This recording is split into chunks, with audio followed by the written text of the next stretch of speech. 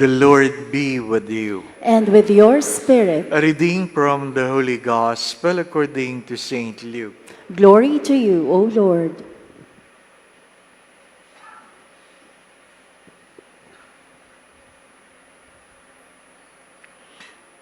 Mary said, "My soul proclaims the greatness of the Lord.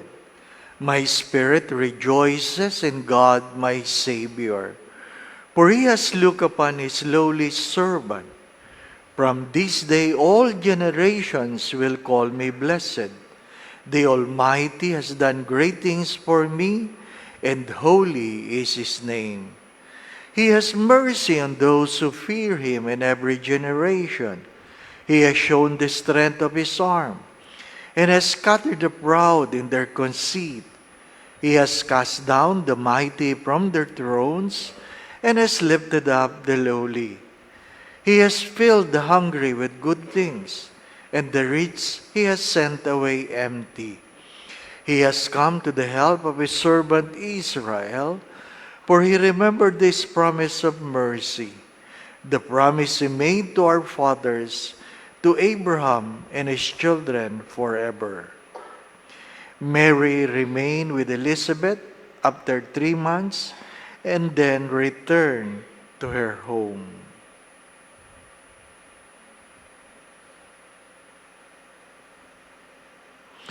Brothers and sisters, the Gospel of the Lord. Praise to you, Lord Jesus Christ.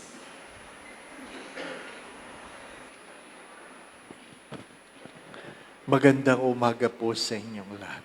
Magandang umaga, Father Dave. Yesterday, before my 4:30 p.m. Mass, a friend came, shared the story of a friend of her. She mentioned the name. The name sounds familiar, but I said, I don't remember. Sabi niya, nagpa-picture siya sa iyo sa Cardinal Santos. Napakahirap nun. Ano po? Napakahirap. The story was, her friend is now in the hospital, had a kidney stone, and just recently had this operation, the blasting of kidney stone. Ano po? Para hindi na siguro binubuksan, binabasag na lang through laser yung stone. But the blasting don't turn out good enough. Siguro sobrang dami, bumara. So, nasa hospital pa siya dahil nga bumara, ano po, and experiencing some infections.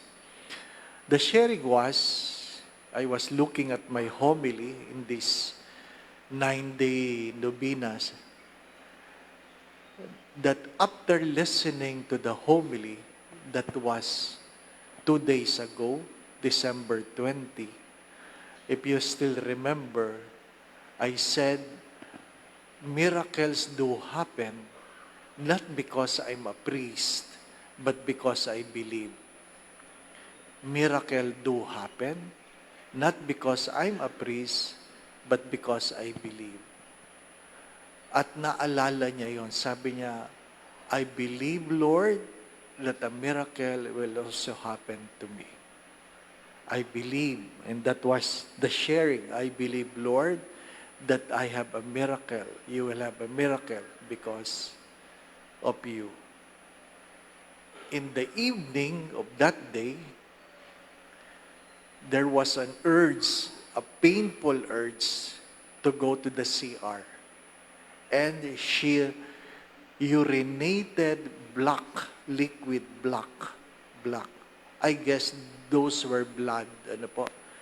Nag-ihi ng maitim. And after urinating, there was a relief. And the miracle do happen. The stones was flushed out, ano po, without any medication. Ano po. Kaya nagpunta kahapon para mag-share. Sabi naman ng asawa, ba't hindi siya magkwento? Nasa hospital pa nga eh. Ano po? Ano po? Well, I think there are those many stories. Ha? Wala sila dito dahil nasa hospital, yung iba'y nasa ibang bansa. Ano po? And we thank the Lord for those miracles. We thank the Lord for those miracles. What do we do if our prayers are answered? That's what we will talk about today. What we will do if our prayers are answered. The first reading, if you can still remember, Hannah was barren, crying before God, and she was even mistaken as intoxicated because the priest heard her saying something. Ano po? Masyadong malakas yung kanyang prayer na siya lang naman nagdadasal, nadidinig na ibang tao. Ano po? Ngayon, bumalik siya at nagpapasalamat sapagkat ang kanyang panalangin ay dininig ng Diyos. Ano po? Dininig ng Diyos. Nagpapasalamat siya. If your prayers are answered, the least you can do is say thank you. Do not forget that. The least you can do is to say thank you. Ano po?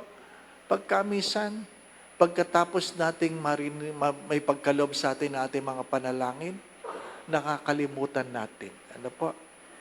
Nagse-celebrate tayo, nakakalimutan natin na tayo ay bumalik sa Diyos. If you remember the 10 lepers, only one returned in gratitude to say thank you. Hindi na. Kokonti na lang nagpapasalamat ngayon. Kung napapansin ninyo. Kokonti na lang.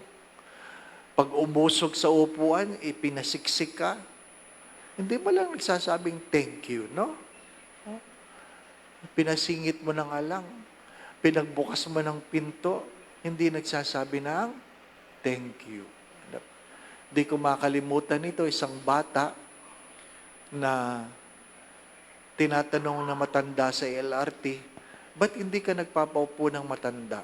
Alam mo, sagot ng bata, hindi naman sila nagpapasalamat. Sometimes we are too entitled that we forget to say, thank you.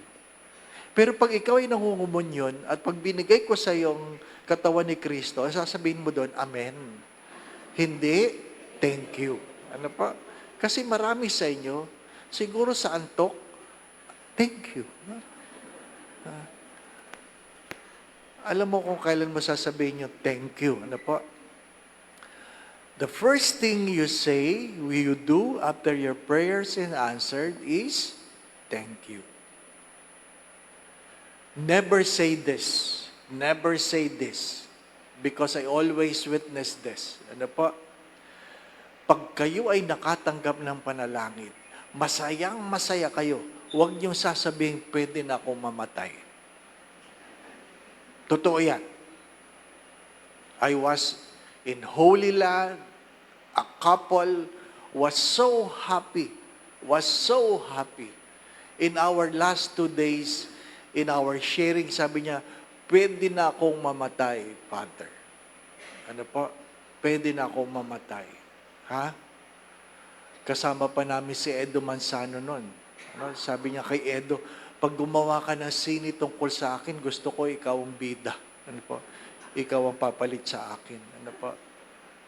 Pwede na akong mamatay. Lo and behold, the next day, nasa Dead Sea kami. Ha? May kasamang doktor yon, anak niya doktor. Doktora. Ano po? Sa Dead Sea, nadapa. Ano po? Nadapa. Ha? Walang nalulunod sa Dead Sea. Bakit? Talagang kahit anong gawin mo, lulutang ka. Nadapa. Ang problema, nakainom ng tubig. Ha? Nakainom ng tubig. And because the water was so salty, his esophagus collapsed and caused a cardiac arrest. Ina-attend pa lang siya ng medic. Alam niyo po, yung ambulansya sa Israel, parang ICU, kompleto. Kompleto lahat. Magsabi kayo, kompleto. Ano po? Even the doctors, they are not nurses, but doctors who are the one in charge. At ang sabi ng doktor, Father Abuna, ang tawag nila sa pari, Abuna. Abuna, since the memorial, nobody survived. The moment na kainom ka ng tubig ng Dead Sea, sabi nila, as of the moment, nobody survived. Diba? Sa sobrang alat. Ha? O, di patay, di pa ba, no? So, malayo ako, nagdadasal na ako, yung asawa, nag-aantay, yung anak, binabantayan. Ano pa? Lo and behold, he passed away. Answered prayer. Pwede na ako mamatay. Ano po? Ha? You know, it doesn't happen once. It happens many times. Yung kapatid ng sister-in-law ko, nag-Japan sila. Nag-Japan. Sa sobrang saya sa Japan, tinext niya ang kanyang mga kaibigan sa Pilipinas, sabi niya, pwede na akong mamatay. Lo and behold, pag-uwi, nagkaroon ng aneurysm, patay. Ano pa? Ha? Matanda, ha?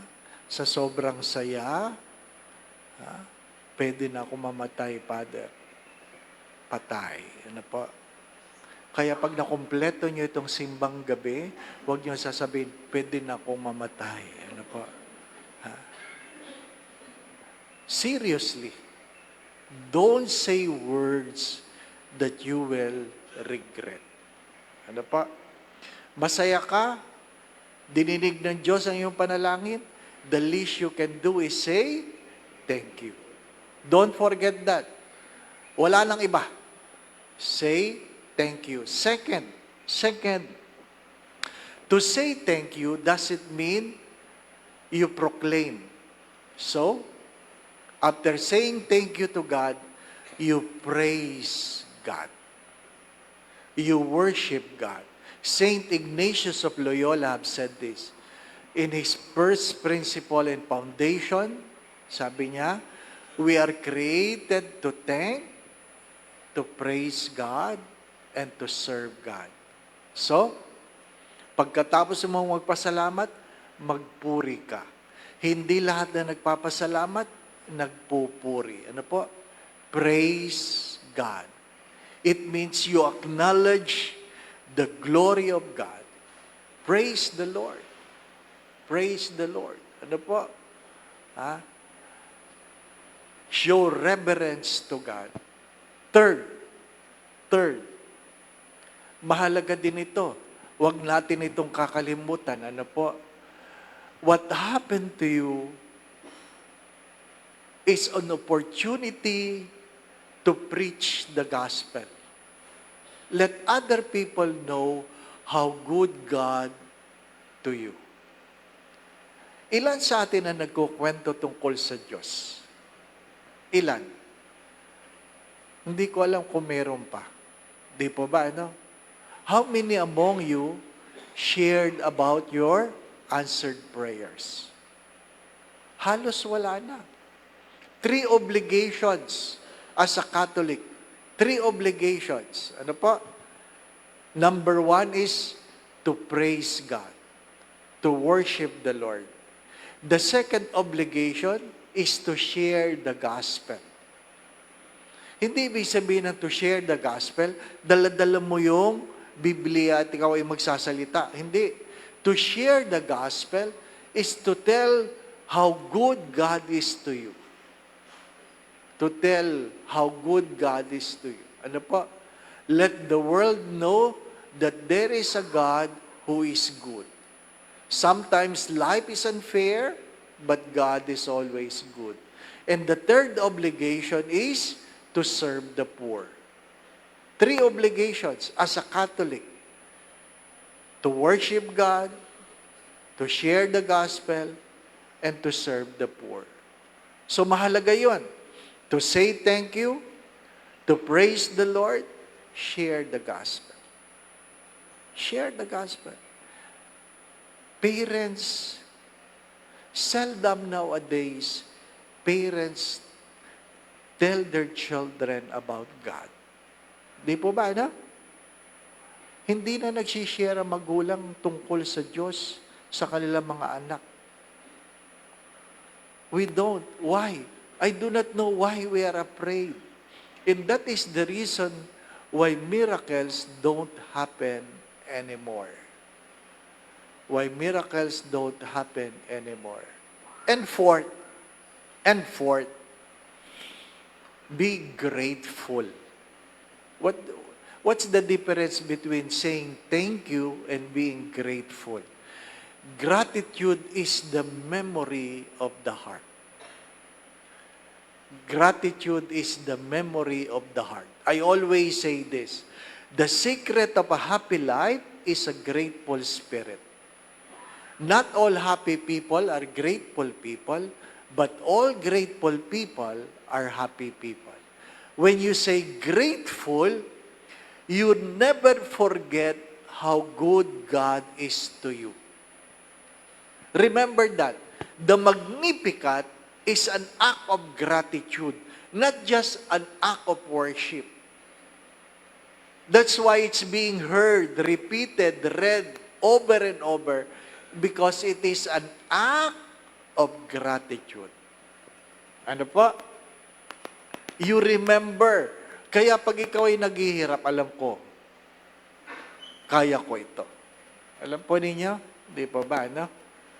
Kung naalala po ninyo, many of you have heard this, nung ako po'y nasaksak, ano po, ang kailangan ko'y 26,000, ha? At sabi ng doktor, hindi ko tatastasin ang tahi mo kung hindi mo mababayaran. Di po ba, no? Ang hirap ng ganon. Wala kang pagkukunang pera. Ha? Araw-araw ka nagdadasal, di ka makatulog, di ka makakain. Ang laman ng isip mo, pera lang, pera. Sana, kung pwede nga lang, may mahulog na pera. Di po ba, no? Sabi ng kapatid ko, pag dumating ang araw na umulan ng pera, mag-ingat ka. Bakit? Pwede na umulan ng bareta. Hindi po ba? No? Ha? Pwede na umulan kahit ano. So, bago pa mag 14 days lang binigay sa akin. Makati na yung sugat ko. Bumalik ako sa doktor. At sabi, anong ginagawa mo? Sabi ko, Dok, ang sakit. Makati. So, tinignan niya ang sugat ko. Sabi niya, sige, tayo. Punta kami sa likod ng hospital. At hubad. O, nilagyan ng agwa oksinada yung mga sugat, di ba? Tandaan niyo ba yun? Bumubula-bula pa, di po ba? No? Hindi pa usong betadine nun. Agwa oksinada. O. Tapos nagsimula ng tastasin ng doktor yung sugat. Wala akong pera. Sabi ko sa Diyos, Lord, mamaya ako na sasabihin pag tapos na. Ano pa? Baka mamaya titigil, di po ba? No? At least tapos na, di po ba? Tuloy-tuloy yung doktor, tuloy-tuloy. Nilagyan ng band-aid yung 5 sugat. At nang sasabihin ko ng, Dok, wala akong pera. Sabi ng doktor, ang swerte mo, Totoy. Ha? Tawag sa akin, Totoy. Ang swerte mo, Totoy. Ha? Tinanggap ng DSWD ang kaso mo. O bayaran mo itong band-aid. 5 band-aid. 5 ang band-aid. From 26,000, ang binayaran ko ay 25 cents. Umiyak ako. First time ako umiyak sa publiko. Hindi ko yung nakakalimutan. An act of gratitude reminds me that the generosity of God can never be outdone. Kaya pag naghihirap ako sa pera, alam ko, hindi ako pababayaan. Hindi ibig sabihin, hindi na ako naghirap. Pero alam ko, hindi ako pababayaan. And never in my life, pinabayaan ako ng Diyos. I always go back. That is an act of gratitude. You remember how good God is. Ano pa? Nagpapasalamat, nagpupuri, nagpapahayag, at higit sa lahat, hindi nakakalimot. Hindi nakakalimot. My dear friends, when your prayers are unanswered, the least you can do is to say, thank you. Praise God. Share the gospel and be grateful. Amen.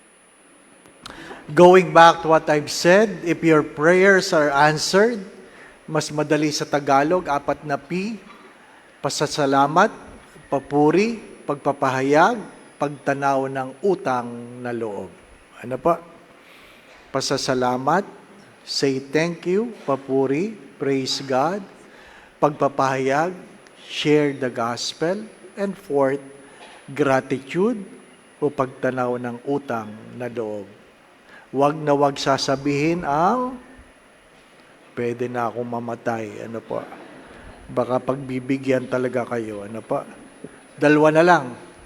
Let us all rise. The Lord be with you. And with your spirit. Bow your heads and pray for God's blessing. May God, who through the childbearing of the Blessed Virgin Mary willed in His great kindness to redeem the human race, be pleased to enrich you with His blessings all the days of your life. Amen. May you know always and everywhere the protection of her, through whom you have been found worthy to receive the author of life. Amen. May you who have devoutly gathered on this day carry away with you the gifts of spiritual joy and heavenly rewards. Amen. And may Almighty God bless you in your family, the Father, the Son, and the Holy Spirit. Amen. The Mass has been offered. We go in peace to love and serve the Lord. Thanks be to God.